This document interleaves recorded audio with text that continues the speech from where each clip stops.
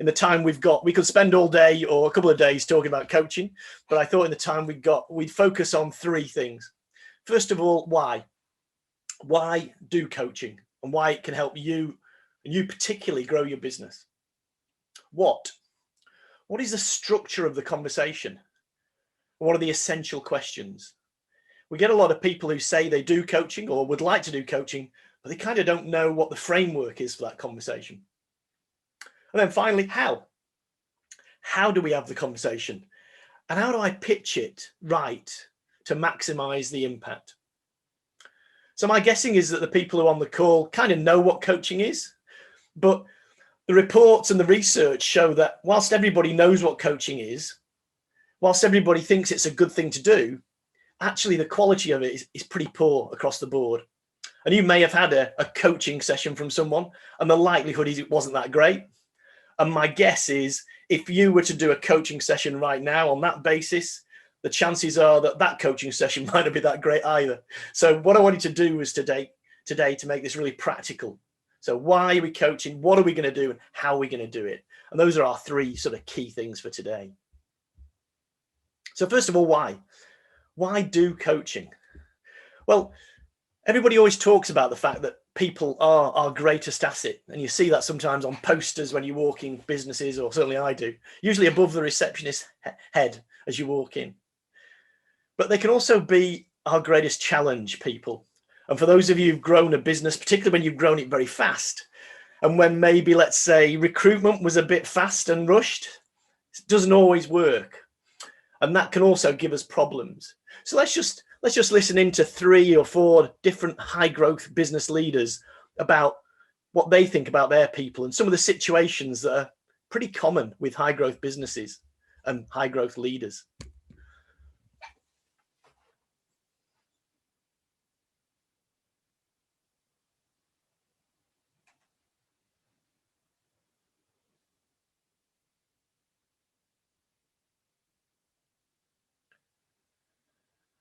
Okay, well, I'm a technical guy by background. So I'm not great with the people side of the business. When we first started, it was me and a couple of technical guys, and we worked really well to develop the business, and we managed to grow it quite significantly. The growth of the business based on that technical beginning has been fantastic. We've really managed to win some new customers, and because of that, we're taking on lots of new people at all different levels in the business. And the problem is that those different types of people just don't have the same work ethic that we created when we first started the business. That their attention to detail is not good enough, the quality of the output is dropping, and that means that we're having to spend a lot of time on that rework. The clients are not happy, and now I'm having to come down really hard on the people in the business, so it's either get it right or get out.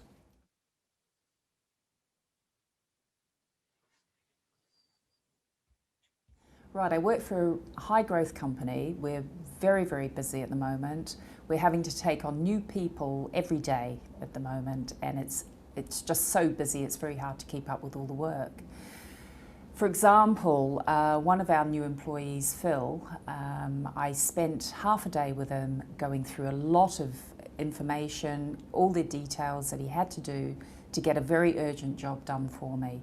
I provided him with all the information, and then, of course, I had to rush off to a meeting. I arrived back in the office the next day. Lo and behold, he's not done any of the work for me. He said he was confused, he didn't know what he was doing, but why didn't he ask somebody for some help? You know, he had no initiative to do that. So unfortunately, I've now been dragged back into that work, which I was hoping to offload to him, and I'm now involved. What do I do now?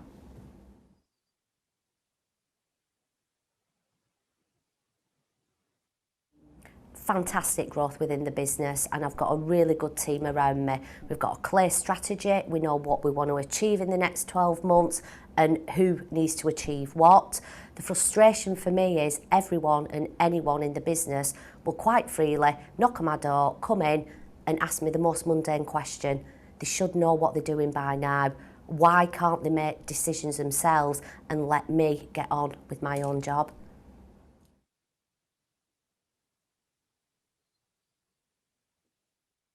We're a high growth business, and we've had a bit of bad news this week. my most experienced member of staff, has left today.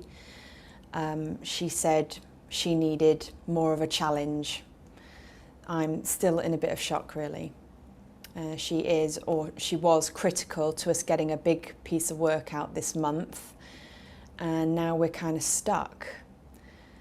And I'm really upset about that because I trusted her and now we're left in the lurch.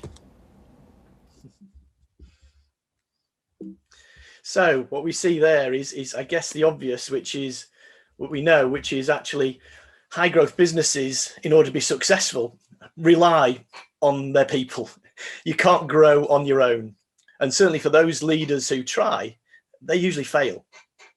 Sometimes the leader, the owner, the manager, whatever you want to call them, sometimes they can be the biggest constraint on growth because they can't let go. They can't unlock the potential of the people in their teams. So we see coaching as really helping to attack and avoid the three vicious circles that plague high growth business leaders. The first one of those is creating overdependence. So this is where people have to always come back to you. I want to turn you in this conversation in less of a doer and more into a designer.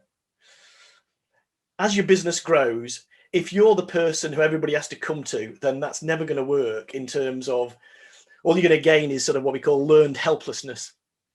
We've got to really enable our staff to grow and be able to do the tasks that they've got to do. And coaching can play a good role in that. The second circle is really about being overwhelmed. And that's when you becomes overdependent. Everything becomes overwhelming for you. You know, I know far too many managers and leaders at the moment who are working almost every hour that God sends and weekends and still making mediocre profits, still not growing that fast. And one of the reasons is because they're so overwhelmed with work, they can't get on driving the business forward. Businesses that rely on a genius person are particularly difficult to scale. And then finally, number three, being disconnected. We went from, I think our business went from, 15 employees to about 80 in about 4 or 5 months at one stage. And we had to recruit quickly.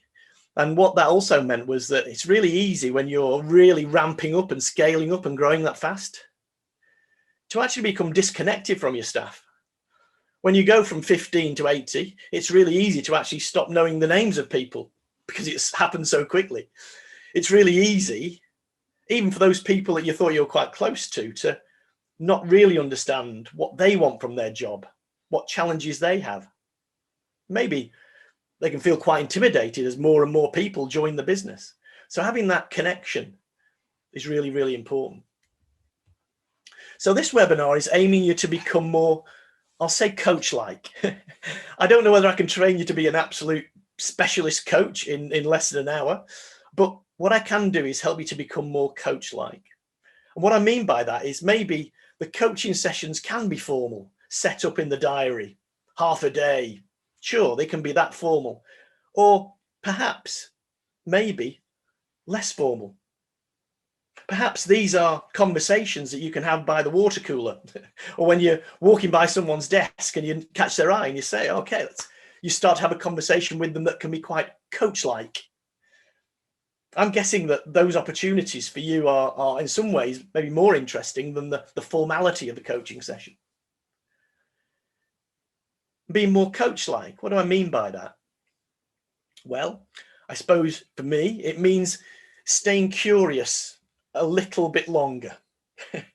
So asking questions and digging a bit deeper, being genuinely curious. It means not rushing to advise. All of us, we love solving problems. We love a to-do list. I get that. But one of the key things that hopefully you'll get today is that actually in us always giving advice, always solving problems, sometimes what that can create is more victims.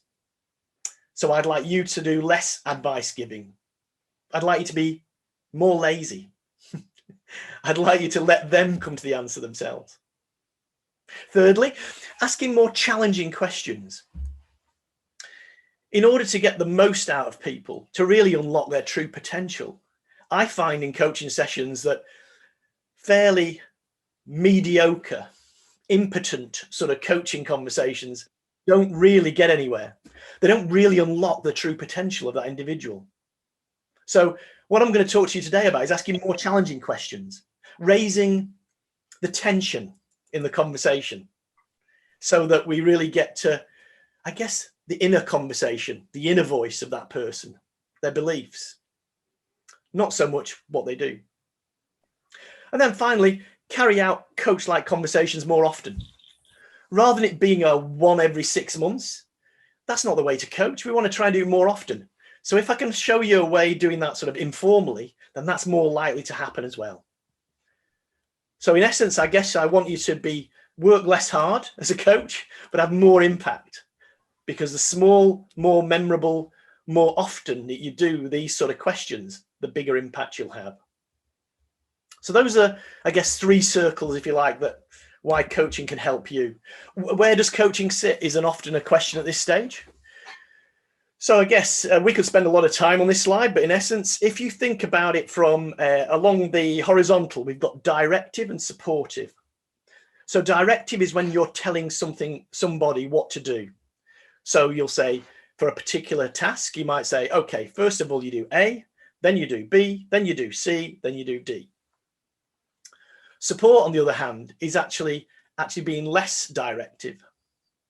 It's actually tickling it out of them, both from a technical point of view. So, well, how would you go about this task? Well, I don't know. Well, okay, I understand that.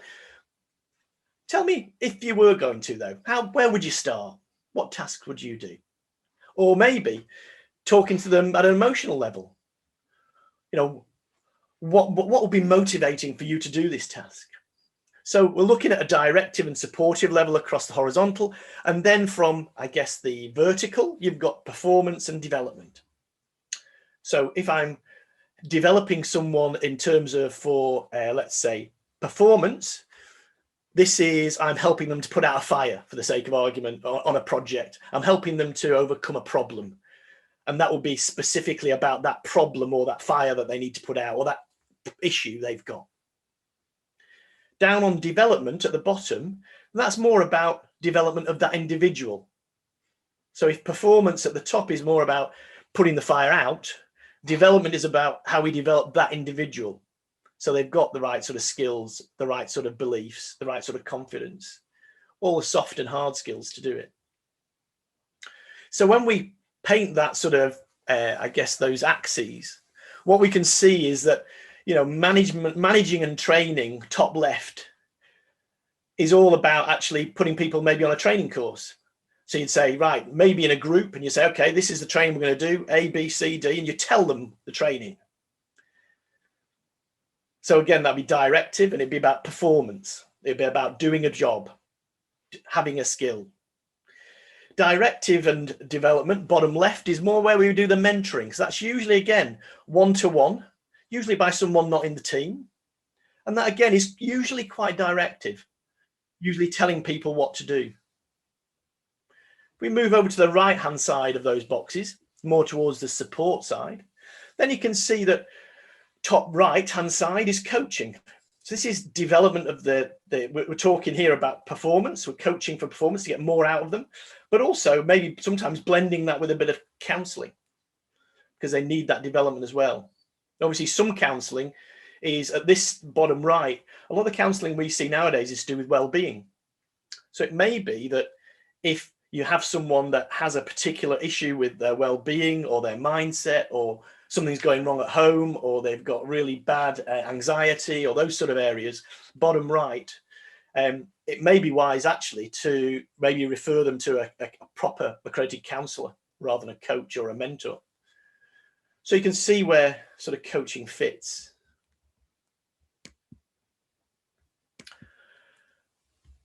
The other issue, if you are on this call because you want someone to behave or do something in a certain way, but they're not doing, is sometimes to think about why are they not doing it? I wouldn't necessarily ask them this, but in your own head, I guess you'll be thinking, is it will, as in they don't want to, or is it skill? They don't know how to. So think about somebody who isn't doing what you wanted them to do, a particular behavior or a task or whatever. Ask yourself, is it because they don't know how to do it, as in the skill, they don't know how to do it? Or is it the will? They don't want to do it for some reason, or they're not motivated to do it for some reason. And if you think about the skill and will, then again, we can break that down into people that are maybe willing, they're keen to do it, but not able. So you might think they're a new start, maybe. Someone who's very willing when they start, but not able to do it. So they need a particular type of development. You've got not willing and not able, top right, and maybe not willing, but able. And then bottom left, both willing and able. So I guess bottom left in terms of willing and able, if someone's willing and able, then it's really about sort of, I guess, just delegating them to do the task. But the top ones, where we have an issue to do with the will of the person, then again, I think that's a good area for coaching to really play its role there. Not willing but able, or not willing and not able. If we tried too much of an indirect approach for the bottom right, willing but not able, we might be wasting our time because they don't have the skills to do it there. So they need support in that. So we talk about support. And we talk about issues associated with coaching. And I mentioned this word about indirect. And I think for a lot of the population that we've got at the moment who went to school, the problem is for me, is about school is that a lot of us learned how to learn, but only in a particular way. So as somebody at the front of the class told us facts, and we had to remember those facts, and then we regurgitated them in an exam, and we'd done learning. But it turns out that actually that's not the best way that people learn, or it's only one very small way people learn. People learn through doing and thinking. People learn through experience. People learn when they, I guess, interpret stuff through themselves, and that's how they learn. If we just constantly tell people what to do, then we can't be frustrated when they don't have the initiative or the skills to actually do it for themselves. I mean, check this short 2-minute video out and you'll see what I mean.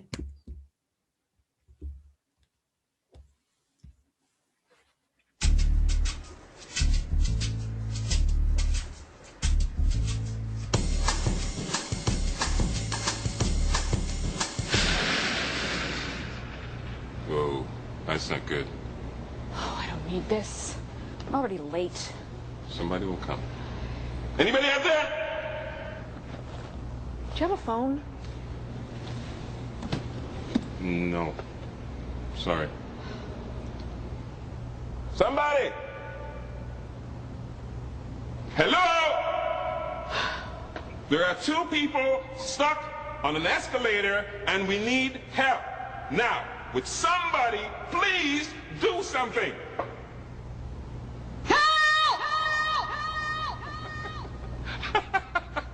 I don't believe this. You gotta be kidding me. I'm gonna cry. So the people on the elevator, I see a lot of this in lots of businesses where the leader thinks they're doing a good job. The leader is desperate to help everybody because that's what they do. And that's absolutely brilliant. And I'm not decrying that at all. But what I would say is the problem is sometimes the more you help people and you do it for them, the less that they're able to do it for themselves. We only learn through doing. We only learn through thinking. And we've been programmed to think and act in a particular way, haven't we? So deductive thinking is a bit like at school. It's all about thinking from the outside in, somebody telling you what to do, people waiting to be told what to do. They interpret other people's facts or experiences. And we see a lot of this with social media at the moment, don't we? People having opinions, but nobody really thinks about whether that's right or wrong. They just take it on board and go that way. What I need you to do for yourself and for everybody in your team is to really stimulate inductive thinking. So this is from thinking from the inside out. It's about taking things internally and really thinking about it in terms of maybe at a subconscious level with regard to your belief systems or your behaviors or your values. Learning by doing, but building self-awareness and empowerment in doing that. If someone's coming up with their own idea or their own approach to do something, and if it's okay, then the self-awareness and the empowerment they got from doing their own idea rather than being told and helped by you is also a really big point to this. Now, you need both types to unlock true potential. But what I'm saying is that for a lot of people, a lot of managers and leaders that I see, they only use deductive thinking on their people. They only tell them. They don't actually use that inductive thinking through good questioning. And when you don't do that, for me, you don't unlock people's true potential. I think about in sports, you know, if people are just telling them what to do, you're not going to unlock that real potential that's inside there, that whole empowerment, self-awareness, etc. So just try out for yourself now. Let me ask you a good inductive thinking question rather than just telling you what to do coaching. So think about it. What do you truly believe about your potential to be a coach in your business? What do you truly believe about your potential to be a coach in your business? Have a think about that. And it's an inductive question. So your first reaction is probably, oh gosh, that's a tough one. Oh, crikey. You're gonna have to make me think about that. Yeah, exactly. That's why it's an inductive question. What do you truly believe about your potential? So if you were genuine and you were honest, there may be some people on the call who say, you know what, I don't think I've really got the potential to be a good coach.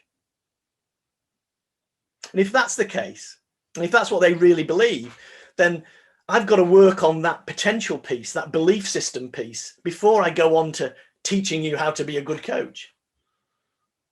If I don't do that, then that person is never going to take on board, never going to execute. They can intellectually get what I'm going to talk about, but they're never going to do it because I haven't addressed that belief system part.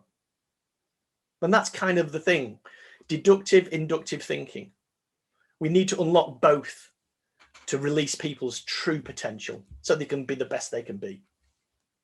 So that's a little bit about why. Let's talk about what. So what is the structure of the conversations? As I said, we could spend a lot of time on this, but I've tried to sort of crunch it down in as much as I could do. And what are the essential questions we need to ask? One of the tricks to really effective coaching is the quality of the questions you ask. You know, good answers need somewhere to go, and they're unlocked by good questions. Good questions unlock a door to really good answers and really good thinking. Inductive thinking, maybe. So for today's session, I thought there are a number of coaching frameworks. There's the GROW model that you can see there. There are Oscar, there is Spear, there is the 7 questions, there's a whole range of different coaching frameworks. Today, given the time, I thought we actually would just focus on this one, which is the simplest to understand, and it's the one that we can get going with. When we get more familiar with this, we can start to move on to more complicated models. But for now, we've got the GROW model. What is the GROW model? Well, this is, if you like, the scaffolding for your conversation. So if you've got an hour conversation or a 10-minute conversation, you want to spend a bit of that 10 minutes, maybe, let's say, I don't know, the first 2 or 3 minutes, talking about the goal. What do we want to achieve by the end of this meeting? We might have teed it up as a coaching meeting, or we might just be having a good coach-like conversation. But the first part of that is to establish, what do we want to achieve by this meeting? What's on their mind? The second part, maybe the next few minutes, if it's a 10-minute conversation, it is reality. Get them to reflect and think about what's happening now and what resources do they have. What's the reality of the situation at the moment? Options is our third area. And this might be the next few minutes. What ideas can we come up with to achieve our goal? We know that people who just come up with one idea, that's probably why they're frustrated. What we want is a number of options, number of ideas to go with. And that way we can choose and maybe fuse some of them together to get the best one. So the next few minutes, after we've sorted out our goal, what we want to achieve, Then we're going to get them to talk a little bit about the reality of the current situation. And then we're going to talk about options, coming up with some different ideas of how to solve it. And then finally, the last few minutes of the conversation, we got the will or the W questions. What are we going to do? When? Who? Those sort of questions. So we get a plan together. And then the next time we stop by their desk or next time we have a session with them, we can go back and say, okay, so, you know, let's talk about the goal. Well, maybe the goal for the second meeting is, how did it go? You had a plan. We had committed to some actions at the end of that meeting. How did it go? So this is the GROW model. G is about goals. R is about the reality. O is about the options. W is about the will, what, why, where, etc. So this is the GROW model. So think about your conversation around these 4 areas. And maybe, if you wanted to, think about divvying up the time between them. So let's have a think about the first area. The first area is to do with the goal. So best practice coaching conversations here. Well, for me, I guess this starts off for me with the best question to start off with, which is, so what's on your mind? What's on your mind is, I think, a really good question, because it's actually the one that sort of kickstarts the conversation. In some ways, it's quite broad, and in some ways, it's quite narrow. It kind of gets to the heart of, what are they thinking about? What's keeping them awake at night? Interestingly, Facebook have tried many different prompts to get you to post on Facebook. And you might know that actually this is the one that they currently use after lots of testing, because it gets people to talk about what's on their mind. I think what I also do usually is ask possibly the best ever coaching question after that, which is, and what else? In this case, and what else is on your mind? In my experience, the first answer that people give to any question is rarely the most important one. So following up, so what's on your mind? And what else is on your mind? And then when they've answered that one, I might even go again. And what else is on your mind? And then we might get to a stage where they go, well, there's nothing else on my mind. Okay, well, we'll move on then. So that's great. But this is a great kickoff one. Every coaching session, one of the reasons why people don't like coaching sessions is they don't know where to start. So here's my gift to you. So what's on your mind? And then let them talk. And then, and what else on your mind? And then maybe even a third one. What else on your mind? Digging around. Now, it could be, if you wanted to follow that one up, you could say something like this. Well, goals typically relate to 3 Ps. They're about a person, a project, or a pattern. Which of these is concerning you most about your challenge that you've mentioned? So here we're trying to narrow this down. If it's a bit sort of vague, we can use the, okay, so it's about that particular issue that's on your mind. Okay, so is it about to do with the people, or maybe you in terms of this particular issue? Is it about a particular project on that issue? Or is it about a pattern, a behavior thing that seems to happen time and time again? Which of these is on your mind most? There are other goal questions you can ask. What is the issue you'd like to work on today? What would be a successful outcome from this session, from your perspective? And finally, maybe if you're really struggling, complete the phrase, if only I could, what? What if only I could? But for me, the best one to start off with, particularly if you're doing an informal coaching session, is, so what's on your mind? And then follow that up with, and what else is on your mind? So that's the goal. Second set of questions are all around reality. So what is actually happening? A lot of people, sometimes when you get talking to them about what's on the mind, it's easy for them to get panicky and see things a lot worse than they are, or sometimes even not serious enough, see them better than what they are. I want to get an idea of what they are actually like, the reality. So the question that I ask here most often is, so what is the real challenge here for you? And I think that for me is a really important question, because as soon as you ask it, it's a bit like, well, I suppose like a doctor. Sometimes doctors call the presenting challenge, don't they? They call it the presenting challenge of what they're faced with. And a bit like a doctor, I suppose every fiber of your body, if you like, is twitching with a desire to solve it and offering a solution. And we're back to telling people and helping people and advising people. I don't want to move you away from that to get them to be more self-sufficient. So it's a very deliberate question. So what is the real challenge here for you? And it builds. So what is the real challenge? That helps them to start to scope and think, well, this is what I'm worried about, or what is the real challenge here right now? And then it's important to maybe to delay that and say, so what is the real challenge here for you? And then what they'll say, well, this is a real challenge, blah, blah, blah, blah, blah, blah, blah. Okay. And what else? Well, also, the other challenge for me is da, da, da, da, da. Okay, okay. And what else is the real challenge here for you today? And they'll talk about something else. And then what I'll often do is actually bring them back and say, so what is the real challenge here for you today? And get them to choose the one that's the biggest one. We could have asked them to present the situation in more detail, or maybe dig into a little bit how much control they have over the outcome. Because, you know, we can only control what we can control. There's no point in worrying about things in life that are outside our control. All we can worry about is how we react to them is the biggest influence we can do.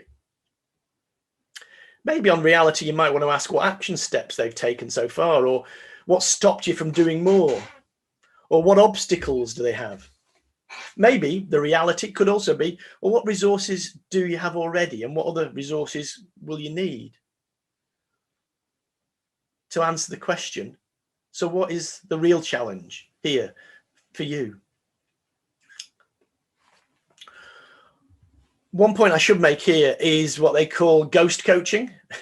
So what you might find, the message here, I suppose, is you can only coach the person in front of you. So sometimes here what you'll find is you'll say, so what is the real challenge here for you? And they'll say, well, it's John. And you say, okay, tell me more. Oh, John, oh, he's terrible. John, he doesn't tell the truth. He lies. I'm not saying he's a liar, but he doesn't always tell the truth. And he does this sometimes, he doesn't do that sometimes. And you know, the other day what he did, you won't believe it. He did this. Okay. So for me, that's not coaching conversation. That's like a bitching conversation. It's gossiping. May enable you guys to feel good about it, about John, because you're so superior, but not. So we call this ghost coaching. So we want to drag that person back who's complaining about John in this case to, okay, so that's, John's obviously sort of a real problem. Yeah. So what's the real challenge here for you? And bring it right back to that person in front of me, not John. John's not here to defend himself, to be fair. So we've done goals. What's on your mind? We've done reality. So you can see how these things combine. And I think, you know, this to me, hopefully will get you off to a great start for your coaching. So we open up with, so what's on your mind? They tell us. We go for a second time. Is there anything else on your mind? And then we start to focus. So what's the real challenge here for you? And maybe we might need to go again. And what else is the real challenge here for you? Is there anything else? And then what I will do is probably when I know there's nothing else, is then say, so if you had to pick one of these to focus on, which one here would be the real challenge for you? You see the pattern? So it's getting the goals right, what's in your mind, anything else, what's the real challenge here for you, what else, is there anything else? So if you had to pick one of these to focus on, which one here would be the real challenge for you? And that then you've got your conversation off to a real deeper level conversation, a really inductive. They're now thinking pretty hard about the answers they're coming up with. The quality of the conversation is going to be much better. So we've done goals, we've done reality. Third one is options. So one of the options I'm going to say here are, well, what are the different ways in which you could approach this issue? And initially, I know what's going to come back. It's probably going to be something like, well, it's very difficult. It's very difficult. I mean, I don't know. That's why we're having the coaching session. I don't know. Okay. But think, what are the different ways in which you could approach this issue? And then silence. Don't talk. Present them with the question and have those cavernous, awful, terrible seconds of silence. Might be 2 seconds, might be 4 seconds. When it gets to 5 sessions, I know your temptation is to jump in and give an answer, but we're not doing that. So retain the silence. Look them in the eye and retain the silence. So what are the different ways in which you could approach this issue? Well, I don't know. Okay, well, just name one. What would we start with? And then, because you're now starting to see the pattern, and what else could you do? Well, I don't know. I suppose that's it's quite difficult to say. Yeah, it is. Yeah. What else would you do? Silence, eye contact. And if they say, well, I don't know, they say, well, I'm sure you'll be able to say a second way of doing it. What else could we do? I'm increasing the tension in the conversation, but I'm also increasing the challenge, because I need to do that in order to get them to dig deeper and look deeper in themselves to come up with the answer. Maybe what would you do if you had more time or a bigger budget, or if you were the boss? What would you do if you could start again with a clean sheet and a totally new name? And I've thrown this one in because sometimes it is okay for you to give advice, but I want to avoid the, sometimes when you give advice or suggestions, it's almost automatically one-upmanship. You're giving the advice, you're better than them, etc. So if I have got to step in and give a little bit of advice, I'll ask them, would you like a suggestion from me? But I want them to make sure that it's recognized that I've asked them because they couldn't come up with a suggestion. What are the advantages or disadvantages of these options we've come up with, and which would give the best result? And again, I'd be digging there rather than them just coming up with an answer. Dig again. Tell me a little bit about what you think that particular option is, why that one's the particular best one. W questions. Which from all these options do you think is the best one and why?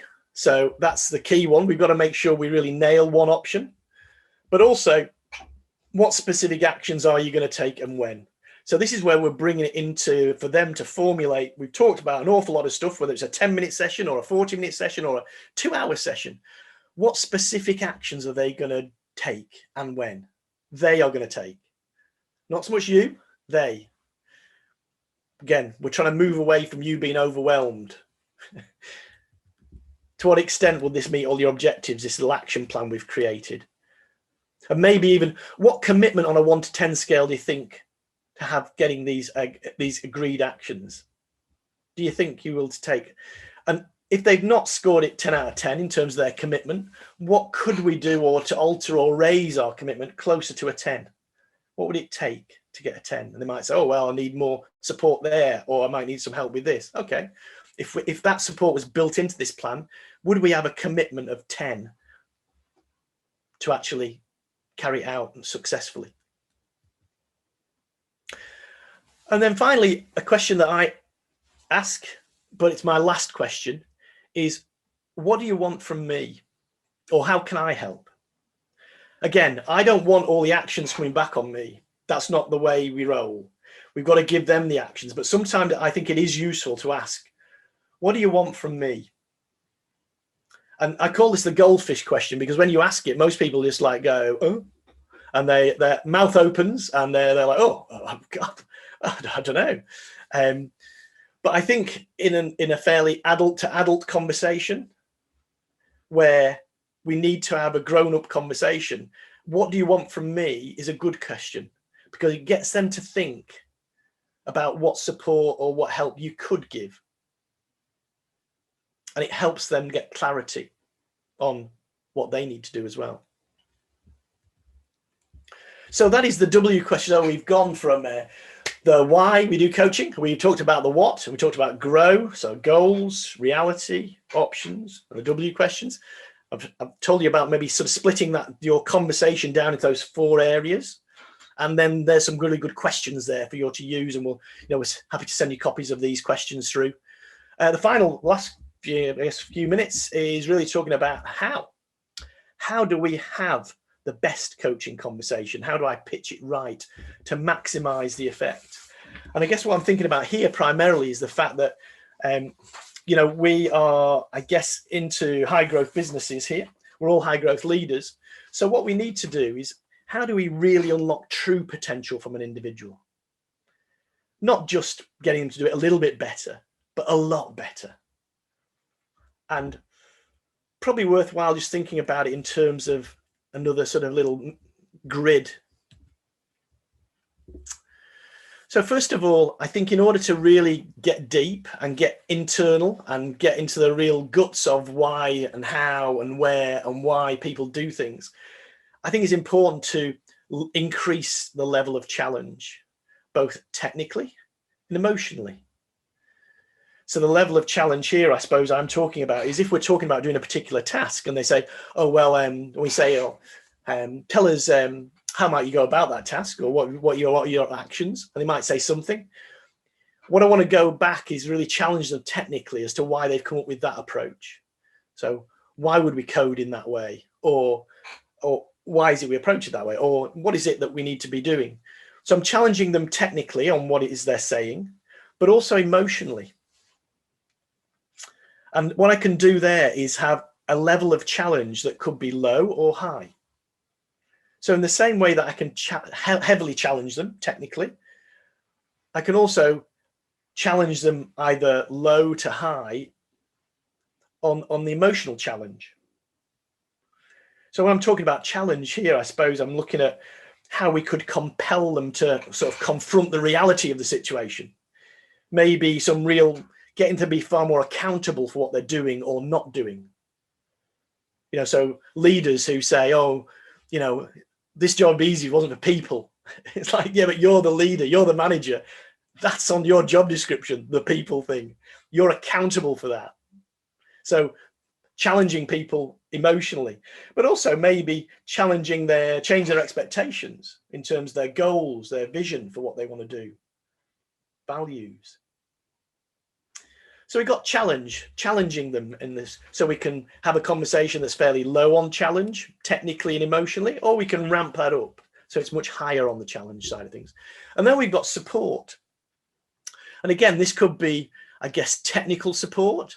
So when they're talking about what actions they're going to take and why, we can talk a little bit technically. We can challenge them on that technical approach that they're taking, or again, the emotional support. So I can give them, if I'm going to give them a really hard time for the sake of argument, technically challenging them, then from a support point of view, do I need to then make sure that that's balanced off with some higher technical support questions and responses? And what about higher emotional support to build respect, to build trust, to build rapport? And if I want to support somebody emotionally in a conversation, I suppose what I'm trying to do is reduce their anxiety, give them more encouragement, and also get them to focus more on their strengths. So I can tune up the technical emotional support, and I can tune up and down the challenge that I give. And what we find is when you look at the boxes that they create, bottom left, low challenging conversations with low support, these are just your average impotent conversations. They are boring coaching conversations. They don't go anywhere for you. And more importantly, they don't go anywhere for the person that you're coaching. There's no technical input or support. There's no challenge, emotional or technical. Then we go top left. So this is where there's loads and loads of support, but very, very little challenge. So sort of things that a coach says in this box here are, oh, you've got it so bad. I really understand. It must be really tough for you at the moment. I'm really here for you. So it's really high support, but no challenge, which is fine in certain businesses, but yours is a high growth business. You need to unlock potential. So nearly having just cozy club conversations, sure, everybody needs good support. I totally get that. But you've got to challenge them also on the technical and emotional side. Otherwise, it's just a cozy club conversation. The opposite of that is bottom right, where we go for a lot of challenge and no support, technically or emotionally. And this is where the bullying is. And again, I'm not absolutely not saying this is where you should be. But here, the sort of comments and triggers that I've heard coaches say is that the way that you want to approach this problem? Goodness me, my 16-year-old daughter could do something better than this. It's pathetic. That is a very high challenge on the emotional side, not particularly useful. And it can end up, literally in a fight in a car park. So we want to make sure we get the balance right. So this is what we call the loving boot.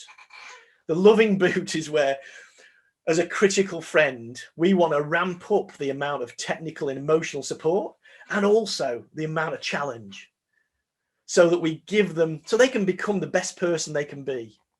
We're giving them that opportunity. We're unlocking that potential, setting the bar a bit higher for them. And this is the sort of conversations we have. So we try and position them in that sort of space there. And I think, honestly, from a coaching point of view, I hear far too many what you might call impotent coaching conversations that just don't go anywhere. And that, they're a waste of time, really. So to provoke challenge, confront issues, take risks, drive for growth, I would suggest that your approach in answering and asking these questions is one of a loving boot. Last couple of slides, I suppose, we talked about amount of tension in the session. I find that coaching sessions are best when they have an amount of tension in them. Think of a spring. We need a little bit of tension, but not too much. So in our coaching sessions, what we would look to do is build it through silence. I know everybody hates silence, even now. Even for a few seconds, people start to feel uncomfortable with it. I get it, but it's a really useful and powerful way to get people to think. Introverted people, for example, need silence. That's when they're thinking. They need that silence. So you interrupting them after 2 or 3 seconds actually stops their thinking, which is exactly the opposite we want to do. I want you to look people in the eye. I want you to probe inductive thinking questions and maybe even sometimes state the truth as you see it. So you might say, well, this is the way I see the situation at the moment, and be honest. Not nasty, not bullying, but be honest. If the results aren't what the results need to be, then tell them the results aren't. I'm disappointed where the results are at the moment. Also, to increase tension, ask for evidence to support any claims. So they say, oh, well, that was a real disaster, that was, or etc. Okay, yeah. So have we got any evidence or data that tells us and shows us why that was a disaster? Or if Bob's always doing something, have we got any evidence to support that claim? Then also, when we feel it's getting too much attention, then we can decrease the tension. So maybe less probing, maybe more acknowledgement of people's feelings, more affirmation and praise. You're doing really well. These are some great ideas. And we can shift our drama triangle role. I know we've run out of time here, but in a lot of conversations, particularly when there's tension, maybe you might recognize this from family conversations you have, or even conversations at work. People take roles and they sit in their triangle of, it could be the rescuer role of, basically they're saying, well, I'll save this, I'll sort this out, don't worry. They always play that role, or the prosecutor role where they're blaming people, or the victim role. Poor me, it always happens to me. You don't understand what it's like to be me. I've got no choice. And what we want to do is move that to more of an empowerment triangle. So if you recognize or you see someone, or maybe it's yourself, and you think, I've been in rescuer mode for too long, or prosecutor mode for too long. I want to move. I don't want to be in any one of these roles for too long. I want to be in the middle, if you like. So if you feel like you're playing the victim to your boss, we all have one of these roles we like to play the most. I just wonder which one it is for you. So it's easy for us sometimes to play the victim role. Oh, you know, it's not my fault. I'm trying everything we could do. Maybe we need to think more creatively, take on more responsibility, or maybe the person in front of us does. If you've got someone there who's blaming everybody else, the prosecutor role, then maybe, or if that's you, then think about being more constructive in your challenges. And the rescuer, if you're always the person there, the problem is with rescuers, and we all like to be rescuers in our roles, probably when we're coaching. But again, rescuers create victims. So rescuers need to become more curious, more coaching. So think of yourself when you're in that difficult situation, when the pressure, tension's on in a conversation, which one do you tend to go to the most? And how often do you think, okay, I'm going to catch myself on here and maybe move to a different area so I don't get stuck replaying the same role? So that's the end of our conversation to coaching and session workshop today. So I guess I've got to leave you with 4 practical tips. First of all, to be more coach-like, you must be more questioning. Ask more questions. You know, particularly in coaching and with selling, you know, they always say you've got 2 ears and 1 mouth, and they should be used in that sort of proportion. And second tip, I suppose I'd say, is be curious, genuinely curious, not just going through the questions ad nauseum, but genuinely curious. If people act in a certain way, there's always a reason or a belief as to why they acted in that way. No one's stupid. No one's daft. No one's irresponsible. They've got something in their mind that made them act in a particular way. What is that? Tip 3, be often.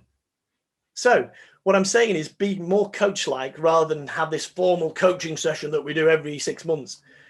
Use some of the questions that I've given you today as good conversations.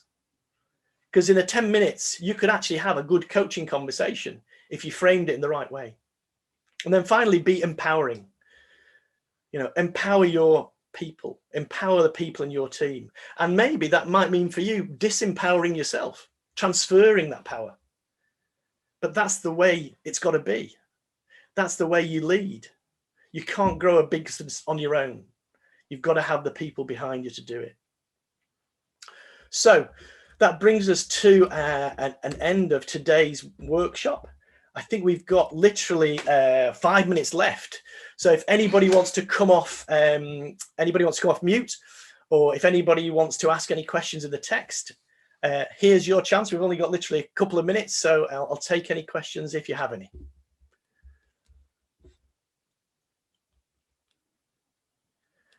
Okay. So no questions. I know we've only got literally a few minutes left on the call. So what I will do is hand back to Lisa. And Lisa, if you can close the meeting for us, then that would be great. Yeah, thanks everyone. Thanks, Steve, for giving your time up today. If anyone does come up with anything that you wish you'd asked, then either you can contact us, we can pass the message on to Steve for you then. But thanks everyone, and we'll see you again soon. Thanks then, have a good day. Bye. Thanks guys, have a great day. Bye. Thanks, you're great.